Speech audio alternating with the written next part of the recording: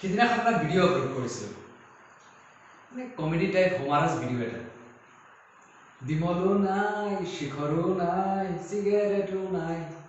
তো সেইটো ভিডিঅ'লৈ বহুতে ভাল ৰিয়েক্ট কৰিছে, ভাল লাগিছে মনটো।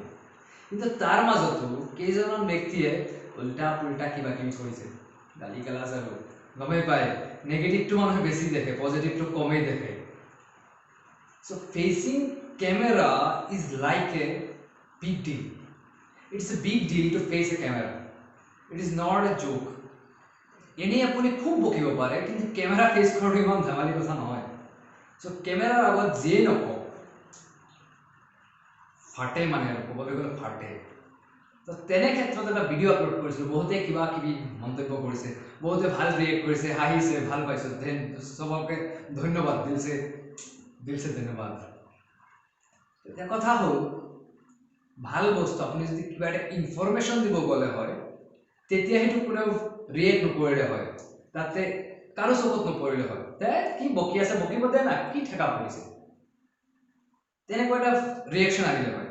কিন্তু তাতে কিবা এটা হোমাৰ লগাইছোঁ, মানে হাস্যকৰ ব্যংগাত্মক কিবা এটা বস্তু, সেইটো চবেই আমোদ কৰিছে, চবেই ভাল পাইছে মানে। চ' দেট ইজ মাই ছ'চাইটি, সেইটোৱে মোৰ সমাজ। কিবা এটা ভাল বস্তু আপুনি চাব, কোনেও তাক ফ'ল' নকৰে, কোনেও তাক ছাপৰ্ট নকৰে, কিন্তু কিবা এটা হোমাৰাছ কমেডি, কিবা ৰিলেটেড টু ৰিলিজিয়ন, ধৰ্মৰ ক্ষেত্ৰত যদি আপুনি কিবা কৰে, হিন্দু মুছলমানৰ কথা কয়, তেতিয়া তেনে ক্ষেত্ৰত চাব বহুতেই লাগি থাকিব। মানে ধৰ্মৰ কথা ক'লে, সমাজৰ ভাল কথা ক'লে তাতে নাই কোনো, পৰিৱৰ্তনৰ কথা ক'লে কোনো নাই। কিন্তু যদি আপুনি ধৰ্মৰ কথা কয়, হিন্দু হৈ মুছলমানক গালি পাৰিলে, মুছলমান হৈ হিন্দুক গালি পাৰিলে, তেনে ক্ষেত্ৰত চাব বহুত মানুহ আহিছে আপোনাৰ পিছফালে গালি পাৰিবৰ কাৰণে, আপোনাক ইন্ধন যোগাই আছে। কিন্তু আপুনি ভাল কথা এটা ক'ব গ'লে, কাৰো কিবা এটা ভাল পৰামৰ্শ দিব গ'লে, কিবা এটা আপুনি ছাজেশ্যন দিব গ'লে, ইনফৰমেশ্যন দিব গ'লে, তাত কোনো নাই। সেইটো ভিডিঅ' ইভেন কোনেও নাচায়। আপুনি ইউটিউবত চাব, এনে বহুতো ক্ৰিয়েটৰ আছে, দে আৰ গুড ক্ৰিয়েটৰ। তো হোমাৰ ভিডিঅ' বনায়, ফানি ভিডিঅ' বনায়, সেইবিলাকৰ ফলোৱাৰ চাব আপুনি, ছাবস্ক্ৰাইবাৰ চাব চেনেলৰ, তো হিউজ ছাবস্ক্ৰাইবাৰ। সিদিনাখন ফেচবুক খুচৰি থাকোঁতে এটা পষ্ট চালোঁ, ৰতন টাটাক চবেই চিনি পায়, টাটা কংগ্ল'মাৰেটৰ ডাইৰেক্টৰ, এক্স ডাইৰেক্টৰ, তেখেত বৰ্তমান ৰিটায়াৰ্ড লৈছে।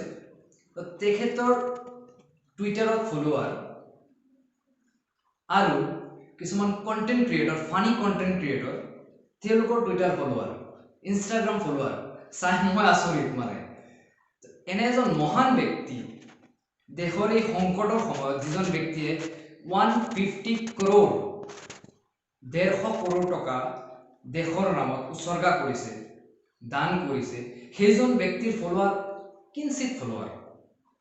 কিন্তু যিজন ব্যক্তিয়ে গোটেই দিন আপোনাক হোমাৰ দি থাকে, কিবা কিবি ফানি ভিডিঅ' বনাই থাকে, টিকটকাৰ, তাৰ flower, O' my god, that's a huge difference. তেনে ক্ষেত্ৰত তেনে এজন মানুহৰ কিঞ্চিত মাত্ৰ ফলোৱাৰ আৰু টিকটক ভিডিঅ' বনোৱা কেইজনমান ছুপাৰষ্টাৰৰ lakh lakh follower, billion of follower. So' এয়াই মোৰ দেশ, এয়াই মোৰ দেশৰ নৱপ্ৰজন্মৰ মানসিকতা। ভাল কথাৰ ইয়াত কোনো গুৰুত্ব নাই। ইয়াতে যদি আপুনি ফানি কণ্টেণ্ট ক্ৰিয়েট কৰিব পাৰে, তেতিয়াহ'লে চাব খুব ফলোৱাৰ, আপোনাৰ নেম, ফেম, ৰিপুটেশ্যন বহুত ওপৰত। কিন্তু আপুনি যদি কিবা এটা ভাল বস্তু দিব বিচাৰে সমাজখনক, কিবা এটা ভাল মেছেজ, সমাজখনক কিবা এটা আগবাঢ়ি যোৱাৰ কাৰণে, সমাজৰ উন্নতিৰ কাৰণে কিবা এটা ইনফৰমেশ্যন, মেছেজ যদি দিব বিচাৰে সমাজখনক, তেনে ক্ষেত্ৰত কোনো ছাপৰ্ট নকৰে আপোনাক। That is my society, that is our generation. So' মই এইটো জেনেৰেশ্যনত বিলং কৰোঁ, I am also' belong that generation. So' তেনে ক্ষেত্ৰত মই এইটো জেনেৰেশ্যনক ভেড়াৰ দল বুলি কওঁ। তো ভেড়াৰ দল বুলি মই কাকো ঠাট্টা মস্কৰা নকৰোঁ। ভেড়াৰ দল মানে, আপুনি যদি ভেড়াৰ দল এটাক লক্ষ্য কৰে, চাব এটা ভেড়া যেফালে গৈছে, তাকে ফ'ল' কৰি গোটেইখিনি ভেড়া সেইফালে গৈছে। চ' তেনেকৈ এইটো সমাজত কোনোবাই যদি কিবা কৰিছে, তাক দেখি চবেই ফ'ল' কৰিছে। ডেট ইজ এ ট্ৰেণ্ড বনাই দিয়ে আমুকে এইটো কৰিছে চ' ময়ো কৰিব লাগে বেছি কথা ক'বলৈ গ'লে আকৌ মই নিজকে মটিভেশ্যনেল স্পীকাৰৰ নিচিনা লাগিব so' I am not a motivational speaker exactly মই কোনো মটিভেশ্যনেল স্পীকাৰ নহয় চ' নিজৰ দৃষ্টিৰে সমাজখনক সূক্ষ্ম দৃষ্টিৰে যি পৰ্যবেক্ষণ কৰোঁ যি দেখা পাওঁ তাকেই শ্বেয়াৰ কৰিছোঁ জাষ্ট নাথিং এলছ মই কোনো মটিভেশ্যনেল স্পীকাৰ নহয় কি ক'ম আৰু কিবা ক'বলৈ আছে জানো চলো বাবাই টেক কেয়াৰ